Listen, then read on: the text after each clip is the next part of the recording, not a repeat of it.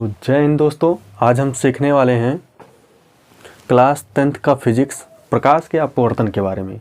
हमने पिछले वीडियो में सीखा है प्रकाश क्या होता है, प्रकाश का परावर्तन क्या होता है, गोलीय दर्पण से संबंधित कुछ परिभाषाएं थी उनके बारे में हम सीख चुके हैं, ठीक है ना। तो नेक्स्ट हेडिंग आ रहा है जो थोड़ा इम्पोर्टेंट है ना, मैं उससे बताने की कोशिश कर रहा हूँ। तो नेक्स्ट हेडिंग है प्रकाश का अपवर्तन। अब प्रकाश का अपवर्तन क्या होता है, रिफ्लेक्शन ऑफ लाइट, इसके परिभाषा क्या क्या सीखेंगे, प्रकाश का अपवर्तन और फिर प्रकाश के अपवर्तन के नियम, ठीक है ना। इन दो टॉपिक के बारे में इस वीडियो में हम चर्चा करेंगे, बाकी फिर नेक्स्ट देखा जाएगा। तो चलो देखेंगे प्रकाश का अपवर्तन कहते किसे हैं, ठीक है ना। तो प्रकाश का अपवर्तन क्या होता है कि जब प्रकाश की किरण एक माध्यम से दूसरे माध्यम में गमन करती है या जाती है, जब कोई प्रकाश की किरण, जैसे ये एक प्रकाश की एक आपतित किरण आई है, जब कोई प्रकाश की किरण एक माध्यम से, यहाँ पर वायु मान लो, क्या है माध्यम, कैसा है वायु, फिर से परिभाषा बोल दे रहा हूँ कि जब प्रकाश की किरण, जब कोई प्रकाश की किरण एक माध्यम से दूसरे माध्यम में जाती है, इस माध्यम में आए, यहाँ पे मान लो आपका पानी है, जल, ठीक है ना, या कुछ भी मान सकते हो दूसरा माध्यम। परिभाषा इसका क्या है, जब प्रकाश की किरण, जब कोई आपतित किरण या जब कोई प्रकाश की किरण एक माध्यम से दूसरे माध्यम में जाती है या प्रवेश करती है या गमन करती है, तो यह अपने पथ से विचलित हो जाता है। यानी प्रकाश की किरण ऐसे आ रहा था ना भैया, यहाँ पे दिख रहा, दूसरे माध्यम, जैसे यहाँ से इस माध्यम में आना तो चाहिए इसको सीधा ऐसे, ये वाली रेखा, ये वाली जो यहाँ पे डॉट डॉट दर्शाया गया, जाना चाहिए था इधर सीधा, बट ये क्या होता है, अपने मार्ग से विचलित हो जाती है, सीधे ना जाकर के थोड़ा सा इधर घूम जाता है। तो विचलन की इस घटना को ही प्रकाश का अपवर्तन कहते हैं। एक बार फिर से देखिएगा, जब कोई प्रकाश की किरण एक माध्यम से दूसरे माध्यम में जाती है, यहाँ पर वायु है, यहाँ पे जल है, ठीक है ना। जब कोई प्रकाश की किरण एक माध्यम से दूसरे माध्यम में जाती है तो वह अपने पथ से विचलित हो जाती है। तो इसको जाना चाहिए, इससे सीधे जाना चाहिए, दिख रहा है ना, चित्र बना हुआ है, इसको जाना चाहिए था सीधे, बट ये क्या होता है कि अपने मार्ग से विचलित हो जाते हैं।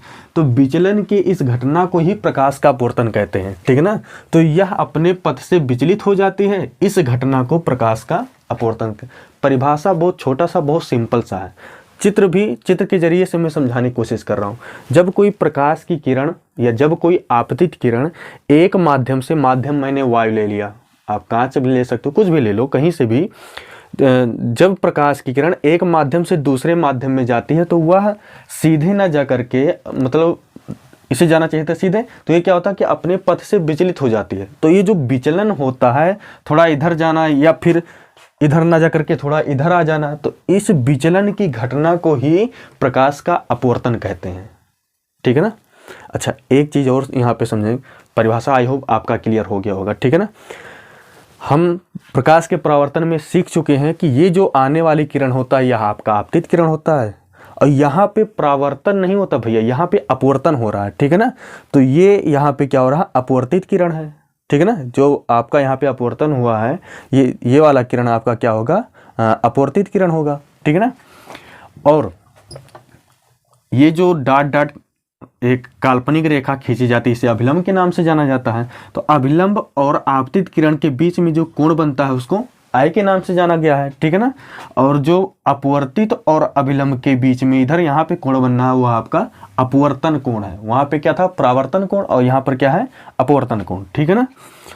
और पहला माध्यम कैसा, विरल और सघन। अच्छा, ये क्या चीज़ है भाई, विरल और सघन, इतना नोट में आप कहीं लिख लेना या कहीं पर भी, या जो आप जाने रखो, जब प्रकाश की किरण, अच्छा ये चीज़ यहाँ पे क्वेश्चन है कि ये आपका जाना चाहिए इधर सीधा, लेकिन ये क्या हुआ, थोड़ा सा इधर हो गया, तो ये जो आपका अभिलंब रेखा खींचा गया है यमियन, ठीक है ना, ये जो यमियन रेखा खींचा गया है, ये क्या होता है, थोड़ा सा अभिलंब की ओर झुक जा रहा है। और यहाँ पर आप देखोगे कि ये जो अभिलंब यमियन है, यहाँ से ये दूर भाग गया है, ठीक है ना, इसे जाना चाहिए था सीधे, बट ये क्या है, और अभिलंब यहाँ पर, तो अभिलंब से ना अभिलंब की ओर मुड़ करके, ना सीधे जा करके ये अभिलंब से दूर हट गया है, ठीक है ना।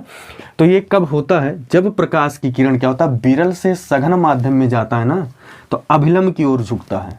नोट किए रखना, या 1 नंबर का क्वेश्चन है, जब प्रकाश की किरण क्या होता है विरल माध्यम से सघन माध्यम में जाए तो प्रकाश की किरण क्या होता है, जो ये अभिलंब रेखा खींची गई ना उसकी ओर ऐसे झुक जाएगी, उसी की तरफ झुक जाएगी। लेकिन जब प्रकाश की किरण सघन से विरल में जाएगा, सघन माध्यम से विरल माध्यम में जाएगा तो क्या होता है भैया, अभिलंब से दूर हट जाती है, याद रखना। चलो एक बार और मैं समझाने की कोशिश करूंगा, उसके बाद फिर हम नेक्स्ट पहुंचेंगे प्रकाश के अपवर्तन के नियम, ठीक है ना। तो प्रकाश का अपवर्तन क्या होता है, पहला चीज प्रकाश का अपवर्तन क्या होता है कि जब प्रकाश की किरण एक माध्यम से दूसरे माध्यम में जाए, जब कोई प्रकाश की किरण एक माध्यम से दूसरे माध्यम में जाए तो वह अपने पथ से क्या हो जाती है, विचलित हो जाती है, और विचलन की इस घटना को ही प्रकाश का अपवर्तन कहते हैं, ठीक है ना। और एक चीज और ध्यान रखना कि अगर प्रकाश की किरण विरल से सघन माध्यम में गई तो वह अभिलंब की ओर झुक जाती है, क्लियर ना। अगर प्रकाश की किरण क्या होगा, विरल से सघन माध्यम में जाएगा तो अभिलंब की ओर झुक जाएगा, लेकिन अगर प्रकाश की किरण सघन से विरल माध्यम में गया तो क्या होता है, अभिलंब से दूर हट जाता है, क्लियर ना।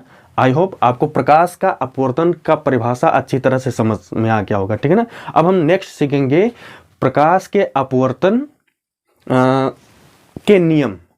अभी मैंने क्या पढ़ा, प्रकाश का अपवर्तन का परिभाषा कहते किसे हैं, ठीक है ना। और अब हम पढ़ने जा रहे हैं प्रकाश के अपवर्तन के नियम। तो देखेंगे अब हमारा नेक्स्ट टॉपिक है प्रकाश के अपवर्तन के नियम, ठीक है ना। प्रकाश के अपवर्तन का हम परिभाषा पढ़ चुके हैं कि प्रकाश का अपवर्तन क्या होता है, ठीक है ना। अब प्रकाश के अपवर्तन के नियम पढ़ेंगे।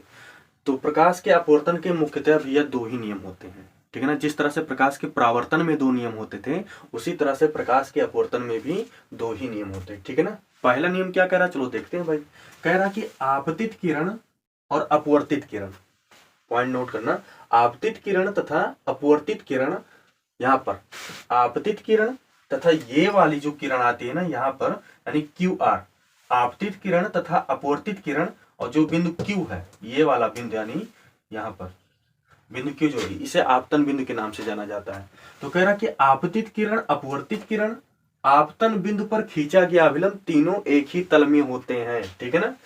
क्या कह रहा कि आपतित किरण, अपवर्तित किरण और आपतन बिंदु पर जो अभिलंब खींचा गया है ये तीनों क्या होते हैं, एक ही तल में होते हैं, क्लियर। इसी तरह से आप प्रकाश के परावर्तन में भी ये नियम पढ़े थे कि आपतित किरण, लेकिन वहां पे क्या था, परावर्तित किरण था। यहाँ पे भैया किरण परावर्तन नहीं हो रहा किरणों का, यहाँ पर अपवर्तन हो रहा है, ठीक है ना। बस वहां पे क्या था कि वहां पे परावर्तित था, यहाँ पर क्या है, अपवर्तित। बाकी ये वाला सेम था, वही चीज, ठीक है ना, कि आपतित किरण, अपवर्तित किरण और आपतन बिंदु पर जो अभिलंब खींचा जाता है क्या होते हैं, तीनों एक ही तल में होते हैं, क्लियर ना। चलो नेक्स्ट दूसरा नियम पढ़ रहे हैं। कह रहा कि किन्हीं 2 माध्यमों, माध्यम किन्हीं भैया, 2 माध्यम, एक है सघन माध्यम तो दूसरा है विरल माध्यम, क्लियर ना। कह रहा किन्हीं 2 माध्यमों तथा एक ही रंग के प्रकाश के लिए। अब भैया ये लाइन क्या कह रहा है, एक ही रंग के प्रकाश के लिए, मतलब अभी हम आगे पढ़ेंगे तो आपको बताया जाएगा प्रिज्म के बारे में। तो प्रिज्म में क्या होता है कि प्रकाश की किरणों का वहां पर विक्षेपण कराया जाता है तो वो 7 रंगों में विभक्त हो जाता है, जिन्हें विबग्योर के नाम से जाना जाता है, ठीक है ना। तो वो आगे पढ़ेंगे तो उसमें 7 रंग, कह रहा कि सभी रंग ना है, कोई एक ही रंग के प्रकाश के लिए या एक वर्णीय प्रकाश के लिए ऐसा बोला जाता है, ठीक है ना। कह रहा कि किन्हीं 2 माध्यम, भैया माध्यम कितने होने चाहिए, 2 माध्यम, एक विरल माध्यम तो दूसरा सघन माध्यम, कोई भी माध्यम ले लो। तो किन्हीं 2 माध्यम तथा एक ही रंग के प्रकाश के लिए क्या होता है, आपतन कोण की ज्या, जो आपतन कोण की ज्या यानी कि जो यहां पर कोण बनाएगा, आपतन कोण की ज्या, फिर क्या कहा भैया, कहां पर गया, आपतन कोण की ज्या तथा अपवर्तन कोण की ज्या का अनुपात एक नियतांक होता है। भैया कह रहा कि आपतन कोण की ज्या यानी कि साइन आई बटे साइन आर बराबर होता है यन के, यन यहाँ पर क्या है, एक नियतांक होता है या एक स्थिरांक होता है, ठीक है ना। एक बार इसे समझेंगे, ये थोड़ा ये रट लो। किन्हीं 2 माध्यम, तो भैया माध्यम 2 ही है, विरल और सघन, ठीक है ना। किन्हीं 2 माध्यम तथा एक ही रंग के प्रकाश के या एक वर्णीय प्रकाश के लिए, ठीक है ना। एक वर्णीय मैंने बताया विबग्योर जैसे 7 रंगों में विभक्त होता है, उन सबों में से केवल एक ही रंग के प्रकाश के लिए। अगर सभी के लिए कहा जाएगा ना तो सभी के लिए जो आपतन कोण का अनुपात और अपवर्तन कोण का कोज्या का जो अनुपात होगा उनका अनुपात भिन्न भिन्न हो जाएगा, ठीक है ना। कभी बैगनी के लिए तो कभी लाल के लिए, जब अलग अलग माध्यम रहेगा, प्रकाश रहेगा तो उनका जो मान रहेगा भिन्न भिन्न। लेकिन अगर एक ही रंग के प्रकाश के लिए इनका साइन आई और साइन आर का अनुपात लिया जाएगा तो हमेशा एक नियतांक वैल्यू ही आएगा। ये चीज इस परिभाषा में बताना चाह रहा है, ठीक है ना। इस नियम में कह रहा कि किन्हीं दो माध्यम क्या भैया, विरल और सघन, किन्हीं दो माध्यम तथा एक ही रंग के प्रकाश के लिए या एक वर्णीय प्रकाश के लिए रटे रखना, प्रकाश क्या होना चाहिए, एक ही रंग का होना चाहिए, ठीक है ना, भिन्न भिन्न नहीं, या सातों रंगों में नहीं आना चाहिए। तो किन्हीं दो माध्यम तथा एक ही रंग के प्रकाश के लिए जो आपतन कोण की ज्या तथा अपवर्तन कोण की ज्या का अनुपात क्या होता है, एक नियतांक होता है। अर्थात साइन आई बटे साइन आर, साइन आई बटे साइन आर बराबर क्या होता है, यन। यन यहाँ पर क्या है, एक नियतांक है, ठीक है ना। इसे भैया स्नेल का नियम भी कहते हैं। आपसे बोर्ड एग्जाम में पूछा जा सकता है कि स्नेल का नियम बताइए, आप कहोगे ये पढ़ाया ही नहीं है, तो ये अलग से नहीं बताया जाता है, ये यहीं पर जाने रखिए। प्रकाश के अपवर्तन के नियम का जो दूसरा नियम है ना, वही स्नेल भैया ने भी वही नियम दिया है, ठीक है ना, स्नेल का भी वही नियम है। तो इसीलिए इन्हें कहा गया कि यह स्नेल का नियम भी है, या इसे स्नेल का नियम भी कहते हैं, ठीक है ना। एक चीज अब यहाँ पर जो आई आया है यह आपतन कोण है, ठीक है ना, और जो आर है यह क्या है, अपवर्तन कोण है, ठीक है ना। और यन क्या है भैया, तो यन एक नियतांक है या स्थिरांक है, क्लियर ना। अच्छा, यहाँ पर एक फार्मूला मैंने लिख दिया है कि अगर पहले माध्यम का अपवर्तनांक n1 हो, ठीक है ना, पहले माध्यम विरल, यानी पहले माध्यम का अपवर्तनांक क्या हो, n1 हो, और दूसरे माध्यम का अपवर्तनांक क्या हो, n2 हो, तो उसे पहले माध्यम के सापेक्ष दूसरे माध्यम का अपवर्तनांक, यानी कि आप लिख सकते हो तो n बराबर क्या होगा, n2 अपान n1। इसे जाने रखिएगा, न्यूमेरिकल में काम देगा। n का फार्मूला क्या होता है, n2 अपान n1। प्रकाश के वेग का फार्मूला, प्रकाश का वेग का क्या होता है कि b बराबर b is equal to c by n, जहां पे c क्या होता है, प्रकाश की चाल होता है भैया, प्रकाश की चाल। प्रकाश की चाल को किससे डिनोट करते हैं, c से, ठीक है ना। ये चीज जाने रखिएगा, बस यही इसमें 2-3 पॉइंट था। लेकिन ये वाला दूसरा आप ध्यान रखिएगा, इससे अलग से भी 1-2 नंबर का क्वेश्चन बन सकता है कि भैया स्नेल का नियम बताओ। तो स्नेल का नियम क्या होता है कि किन्हीं दो माध्यम के लिए एक वर्णीय प्रकाश के लिए आपतन कोण की ज्या तथा अपवर्तन कोण की ज्या का अनुपात क्या होता है, एक नियतांक होता है, अर्थात sine I by sine R, जहां पे आई क्या होता है कि आपतन कोण होता है, और आर क्या होता है, आर का मान क्या होता है, अपवर्तन कोण, और यन क्या होता है, एक नियतांक होता है या स्थिरांक होता है, ठीक है ना। तो ये इतना चीज है। उम्मीद करता हूं कि आपको भाई समझ आया होगा। अगर आपको वीडियो अच्छा लग रहा है, समझ में आ रहा कि हाँ थोड़ा बहुत माइंड में घुस रहा है, तो मेरा आप सबों से रिक्वेस्ट है कि आप प्लीज ज्यादा से ज्यादा वीडियो शेयर कीजिए, नहीं कि हाँ देख करके बस चले जाए।